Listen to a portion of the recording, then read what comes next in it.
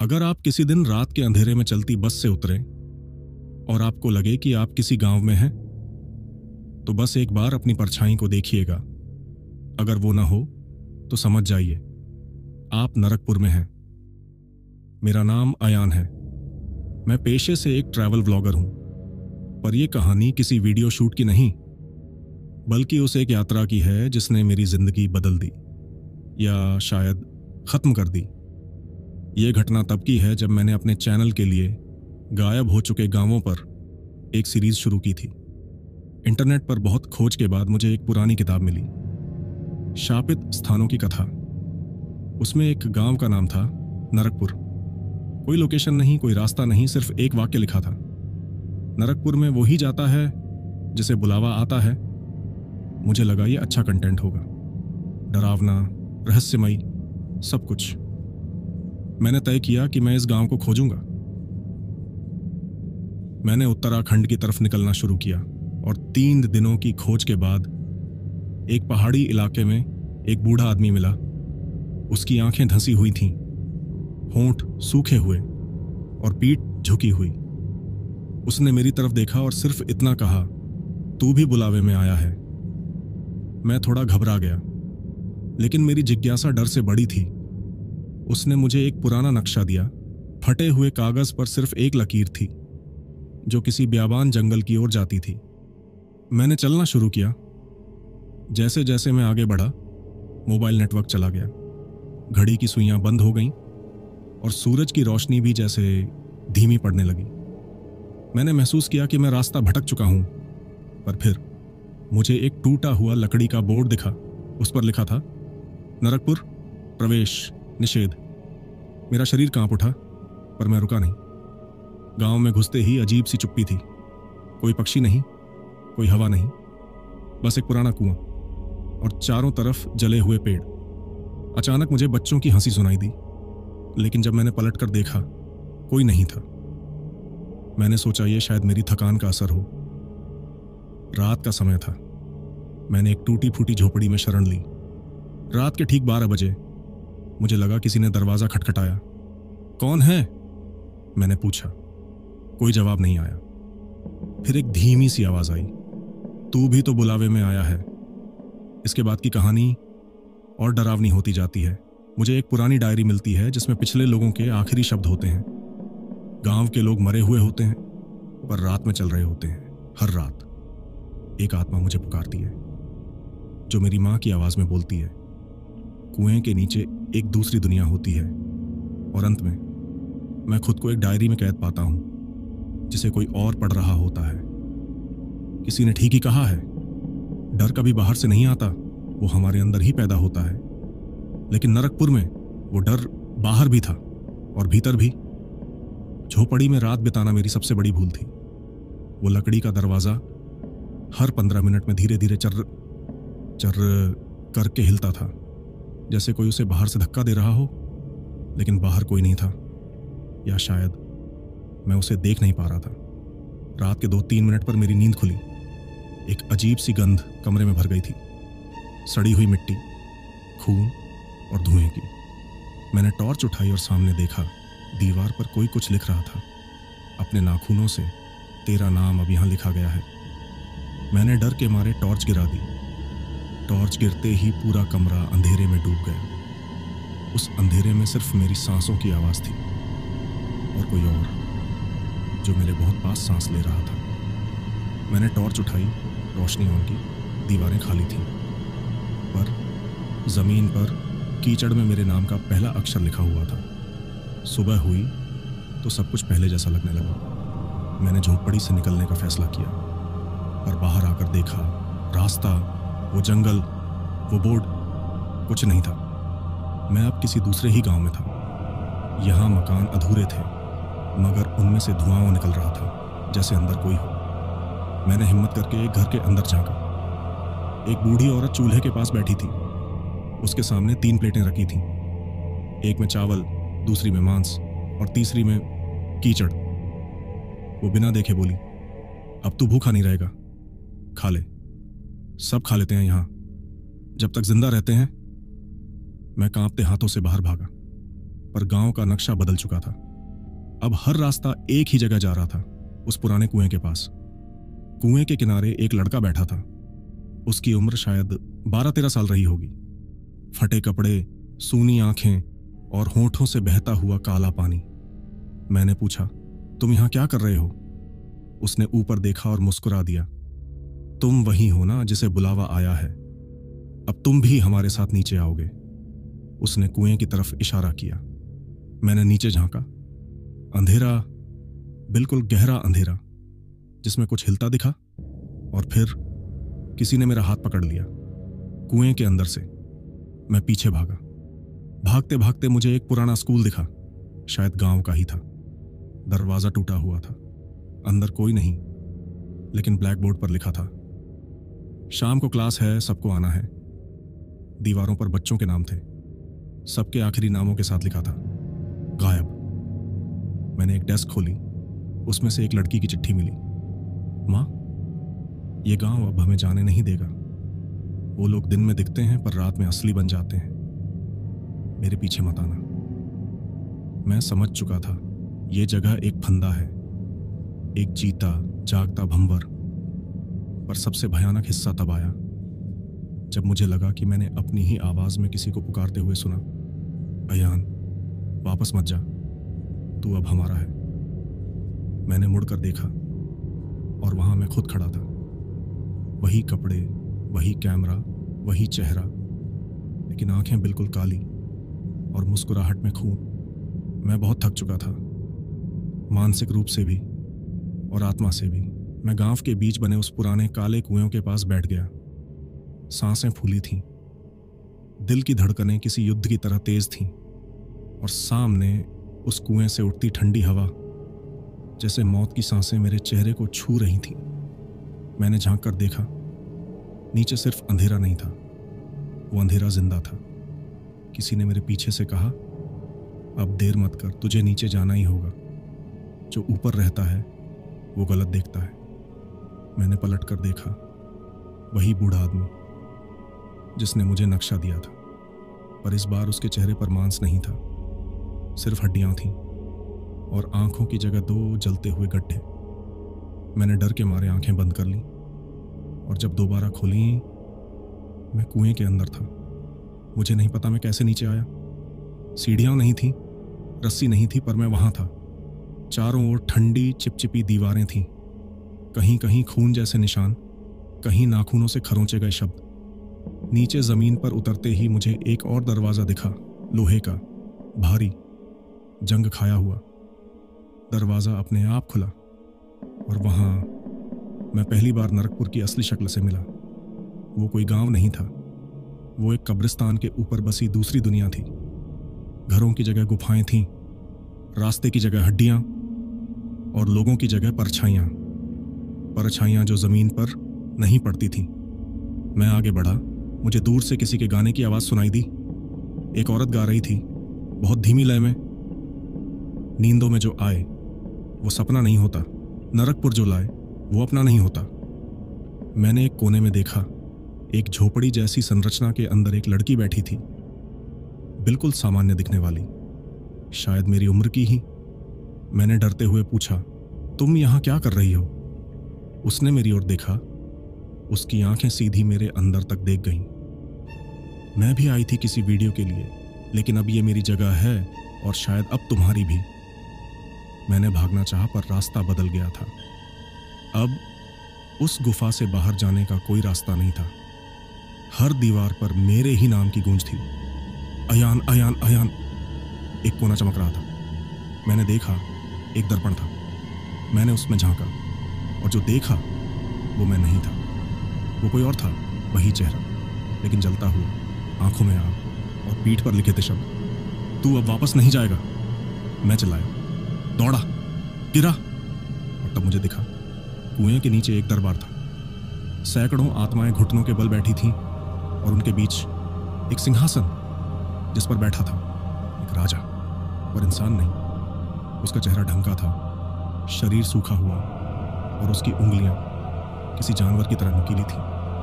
उसने मेरी तरफ देखा और कहा, हर 100 साल में एक जिंदा इंसान चाहिए। अब तेरी बारी है। तभी मुझे पीछे से किसी ने खींच लिया, कुएं के बाहर। फिर वही लड़की थी। तू अभी पूरी तरह इस जगह का हिस्सा नहीं बना है, चल बाहर चल, वरना तू बस कहानी बन जाएगा। मैंने उसके साथ भागना शुरू किया। गुफाएं कांपने लगीं, दीवारों से चीखें निकलने लगीं और ऊपर से मांस के टुकड़े गिरने लगे। किसी तरह हम ऊपर कुएं तक पहुंचे। मैंने बाहर छलांग लगाई और तब मैं अपने कैमरे के सामने बैठा था, अपने होटल के कमरे में, जैसे सब एक सपना था। और जब मैंने कैमरे का रिकॉर्डिंग फुटेज चेक किया, मैं उसमें कुएं के अंदर था। वो आत्माएं, वो गाने, वो दरबार, सब रिकॉर्ड हुआ था। मैं कमरे में बैठा था। कमरा वही होटल का था जहां से मैंने नरकपुर की यात्रा शुरू की थी। हर चीज वैसी ही थी, मेरा कैमरा, मेरा बैग, कपड़े, लेकिन एक चीज बदली हुई थी। मैं आईने में देखकर मुझे अजीब लगा। चेहरा मेरा था, लेकिन नजरें कुछ और थीं। उनमें एक अजनबी सी शांति थी, एक ऐसी शांति जो डराती थी। कैमरा रिकॉर्डिंग ऑन थी। मैंने जब रात के उस फुटेज को देखा तो मेरे शरीर में ठंड दौड़ गई। फुटेज में मैं कुएं के अंदर बैठा था, लेकिन 1 सेकंड बाद मैं खुद मुझे बाहर खींचते हुए दिखा। क्या मतलब? 2 मैं, एक कुएं में, एक बाहर। मैंने रुककर गहरी सांस ली, लेकिन तभी दरवाजे पर दस्तक हुई। धीमी, भारी और लगातार दस्तक। मैंने दरवाजा खोला। बाहर कोई नहीं था, लेकिन फर्श पर एक छोटा सा दर्पण रखा था। उस पर लिखा था, अब तुझे देखना है, खुद को नहीं, उसे। मैंने दर्पण उठाया और देखा, उसमें कोई और था। वो चेहरा मेरा ही था, लेकिन त्वचा जली हुई, आंखें बिल्कुल काली और जबड़े के पास गहरे कट के निशान। मैंने डर के मारे दर्पण गिरा दिया। वो कांच के टुकड़ों में बिखर गया, लेकिन हर टुकड़े में वही चेहरा झलकता रहा। तभी मोबाइल पर कॉल आया। स्क्रीन पर नाम था, अयान यू। मैं कांप गया। फोन उठाया। दूसरी तरफ से वही आवाज जो मैंने कुएं में सुनी थी। अब तू बाहर नहीं और मैं अंदर नहीं, हम बदल चुके हैं। मुझे हर चीज में बदलाव नजर आने लगा। होटल के शीशे मुझे अजीब कोण से दिखते थे। मेरा साया कुछ पल रुककर चलता था। मैं जब बोलता तो लगता कोई और भी साथ बोल रहा है। बिल्कुल मेरी ही आवाज में मैंने फिर से कैमरा ऑन किया, खुद को रिकॉर्ड करना शुरू किया। पर कैमरे में जो दिखा वो मैं नहीं था। वो मेरी खाल पहने बैठा कोई और था। अब मेरे सवाल बदल चुके थे। क्या मैं जिंदा हूं? क्या मैं वापस आया हूं? या क्या नरकपुर ने मेरे अंदर खुद को बसा लिया है? यादों का बना था। डर मौत से नहीं होता अयान, डर उस पल से होता है जब तू जिंदा होकर भी मर चुका होता है। मैं चीख नहीं सका, बोल नहीं सका। वो मेरे बहुत पास आया और बोला, तेरा शरीर बाहर घूम रहा है पर तू अंदर है, इस नरकपुर के पेट में। मैं तुझसे पहले आया था और अब तू भी मुझ जैसा होगा। उसने अपनी हथेली खोली। उसमें दर्जनों नाम लिखे थे। हर नाम एक पुराना कैदी था। वो नाम जल रहे थे, लेकिन सिर्फ एक नाम ताजा था, अयान मिश्रा। उसने कहा, अब तुझे उन्हीं के बीच भेजा जाएगा जो कभी मर चुके थे पर अब भी सांस ले रहे हैं। और तब अचानक सब कुछ काला हो गया। मैं जमीन पर गिर पड़ा और जब उठाया, मैं एक खेत में था। लेकिन वो खेत जमीन नहीं, हड्डियों का बना था। हर पौधा एक हाथ था, हर पेड़ किसी इंसान की रीढ़ था और हवा में गूंजती थी एक धीमी आवाज, जैसे तू वैसे हम सब। मैं उनके बीच चलने लगा। चारों ओर परछाइयां थीं जो ना मरती थीं, ना बोलती थीं, बस देखती थीं। किसी के पास मुंह नहीं था, किसी के कान नहीं, फिर भी मुझे हर कोई सुन रहा था। फिर मैंने उन्हें देखा, वो जो मृत्यु से परे थे। एक औरत जिसके चेहरे पर सिले हुए धागे थे, एक बच्चा जिसकी आंखों में ताले लगे थे, और एक आदमी जो हंसते हुए रोता था। उनमें से एक मेरी ओर आया। उसकी आंखें फूटी हुई थी, लेकिन फिर भी वो मुझे देख रहा था। उसने मुझसे पूछा, तेरा अंत चाहता है या समझ? मैंने कांपते हुए कहा, समझ। उसने अपने कान की खाल फाड़ी। और अंदर से एक वाक्य निकाला, नरकपुर कभी इंसानों का गांव नहीं था। मैंने घबरा कर पूछा, तो फिर क्या था? ये एक विचार था जो सड़ गया है और अब वो सब कुछ खा रहा है, जो सोचता है, जो महसूस करता है। मैं भागा जोर से अंधेरे में, लेकिन हर परछाई मेरे साथ भागी। अब मैं समझ चुका था, नरकपुर एक जगह नहीं, ये मेरी सोच के अंदर घुस चुका है। अब ये मुझे छोड़ नहीं सकता, क्योंकि अब ये मैं ही बन चुका हूं। मैं अब कमरे में अकेला नहीं था। मैं जब सांस लेता कोई और भी लेता, मैं जब सोचना शुरू करता कोई और भी सोचने लगता। अब मैं नहीं था। अब हर सोच के साथ नरकपुर मेरे भीतर गूंजता था। पहले ये ख्यालों से शुरू हुआ, मैं किसी से बात करता और उसका चेहरा बदल जाता। मैं अकेला होता और कोई मेरे कान में फुसफुसाता। मेरे कमरे की दीवारों पर कोई लिखने लगा वही वाक्य बार बार, अब तू नहीं रहा, अब तू सिर्फ रास्ता है नरकपुर तक। फिर लोगों का व्यवहार बदलने लगा। मेरे दोस्त मुझसे डरने लगे। एक दिन रवि, जो मेरा बचपन का दोस्त था, उसने फोन पर चिल्लाते हुए कहा, अयान, तू अब अयान नहीं है। तेरी आवाज अब वैसी नहीं रही। जब तू बोलता है ऐसा लगता है जैसे 3 लोग बोल रहे हों। मैंने शीशे में खुद को देखा, पर मेरा चेहरा धुंधला लगने लगा। कभी मेरी आंखें लाल हो जाती, कभी मेरी परछाई गायब हो जाती। अब मैं अपने शरीर में मेहमान था। नरकपुर अब मेरी आत्मा की मेजबान था। मुझे सपने आने लगे, सपने नहीं यादें, लेकिन किसी और की। हर रात मैं एक पुराने आदमी का दुःस्वप्न देखता, जो कुएं के अंदर खड़ा होता और ऊपर देखता। वो मैं था, पर मैं नहीं था। मुझे हर पल महसूस होता जैसे कोई मुझे अंदर से लिख रहा है। मेरे ख्याल, मेरे फैसले, मेरी आवाज, सब अब मेरी नहीं रही। फिर सबसे भयानक घटना घटी। मेरी मां मुझसे मिलने आई। जब मैंने दरवाजा खोला, उनकी आंखों में डर था। उन्होंने कहा, अयान, तू है कहाँ? तू तो सामने खड़ा है। पर मेरी ममता कहती है, मेरा बेटा अब यहां नहीं है। मैंने कुछ कहना चाहा, पर मेरी आवाज नहीं निकली किसी और की, भारी, खुरदुरी, सड़ी हुई। वो अब नहीं आएगा आंटी, वो तो वहीं रह गया है नीचे। मां रोती रही और मैं बस देखता रहा। मैं उनका बेटा था, पर मेरी आत्मा पीछे बैठकर सिर्फ तमाशा देख रही थी। अब मेरा शरीर नरकपुर का दूध बन गया था। मेरे शब्दों में जहर था, मेरी आंखों में साया और मेरी सांसों में वो गंध जो सिर्फ कुएं के अंदर आती थी। अब जो कोई मेरे पास आता, वो धीरे धीरे मेरी तरह हो जाता। मेरे एडिटर प्रशांत ने मेरी ऑडियो रिकॉर्डिंग सुन ली और 3 दिन बाद गायब हो गया। रात के 3:23 बजे उसके घर के दरवाजे पर किसी ने खून से लिखा था, अब वो भी हमारे बीच है। अब समझ आ रहा था, नरकपुर कभी मुझ में नहीं आया, मैं ही उसका रास्ता बन गया। मेरी रिकॉर्डिंग्स में अजीब आवाजें आने लगी थीं। मैंने सुना, हर वाक्य के पीछे कोई और भी बोलता है। शब्द वही होते थे, पर जैसे किसी और की जुबान से निकले हुए। मैंने खुद की पुरानी वीडियो क्लिप देखी और उसमें मेरी आंखें पलकों के बिना थीं।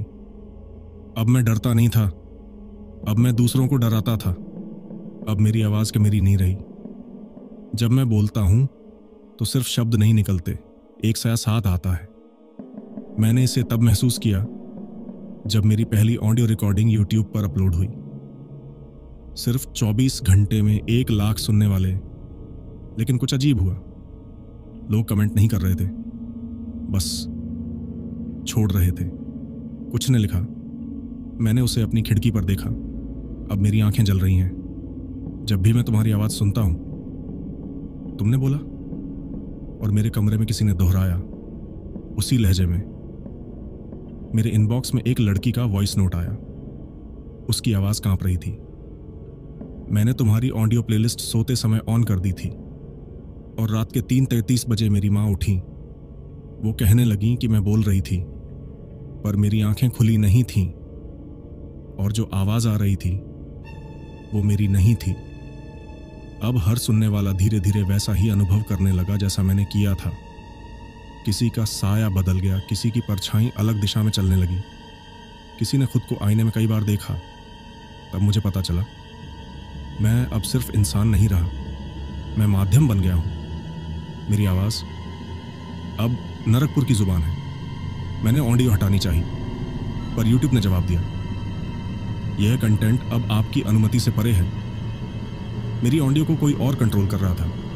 फिर मेरी स्क्रीन ब्लैक हो गई और उसमें एक ही लाइन उभरी, अब तुझे चुप नहीं रहना है, अब तुझे सबको बताना है।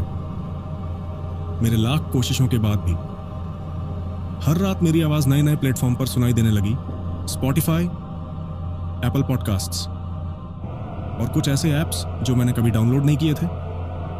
मैंने एक फैन से मिलने की कोशिश की, वो लड़का कुणाल, जो मेरी हर कहानी का दीवाना था। जब मैं उसके घर पहुंचा, उसकी मां ने रोते हुए कहा, वो अब खुद को अयान कहता है और कमरे की दीवार पर एक कुएं की तस्वीर बनाए जा रहा है। मैंने उसके कमरे में झांका, वो दीवार पर कीचड़ से कुछ लिख रहा था।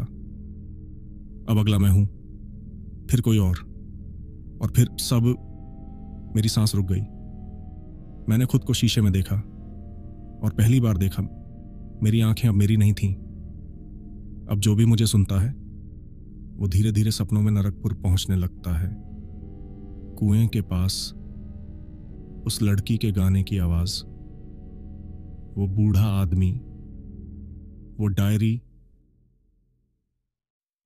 सब लौट आते हैं। हर सुनने वाले के लिए मैंने फिर रिकॉर्ड किया, आखिरी बार। उसमें मैंने बस इतना कहा, अगर तुम ये सुन रहे हो तो अब तुम जुड़ चुके हो, अब तुम भी वो जो लौटे नहीं में से एक हो। मैंने सोचा था कहानी खत्म हो चुकी है, मेरी आवाज अब और नहीं फैलेगी। मैंने सब रिकॉर्डिंग्स डिलीट कर दी, इंटरनेट से गायब हो गया।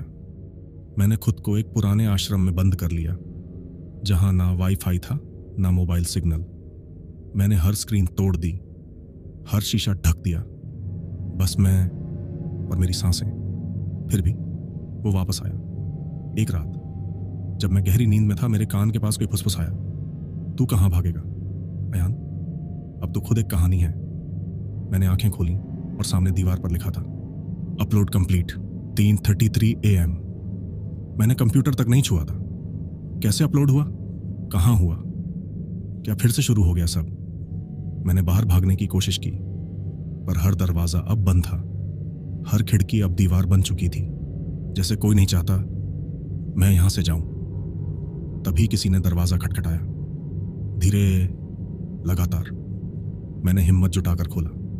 सामने कोई नहीं था, पर फर्श पर एक मोबाइल रखा था, स्क्रीन जल रही थी और एक ऑडियो अपने आप प्ले हो रही थी। नमस्कार दोस्तों, आज हम आपको एक ऐसी कहानी सुनाने जा रहे हैं जिसका नाम है वो जो लौटे नहीं, और इसका मुख्य पात्र है अयान मिश्रा। मेरे रोंगटे खड़े हो गए।